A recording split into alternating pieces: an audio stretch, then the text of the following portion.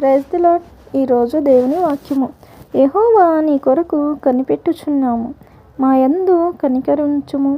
ఉదయకాలమున వారికి బాహువుగాను, ఆపత్కాలమున మాకు రక్షణాధారముగాను ఉండుము. దేవుడు ఈ వాక్యం ద్వారా మనకు ఏం తెలియజేయుచున్నాడంటే, ఈ వాక్యం ప్రకారము యెహోవా నీ కొరకు కనిపెట్టుచున్నాము. ఈ వచనంలో ప్రవక్త యేషయా ప్రజల తరపున దేవుని దగ్గర ప్రార్థన చేస్తున్నాడు. ఇది విశ్వాసంతో చేసిన వినమ్ర మొర.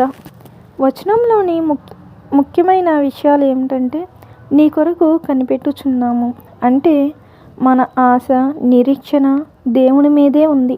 మనుష్య సహాయం కాకుండా దేవుని సహాయమే కావాలని చెప్పడం. అలాగే మా యందు కనికరం ఉంచుము. దేవుని కృప లేకుండా మనం నిలవలేము. ఆయన యందే మన బలము.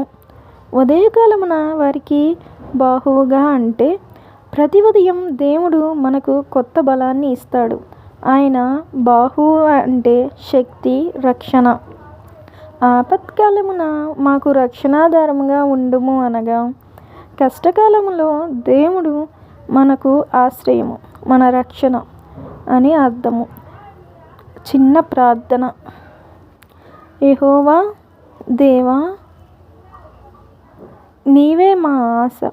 ప్రతి ఉదయం మాకు బలముగా, ప్రతి కష్టంలో మాకు రక్షణగా ఉండుము.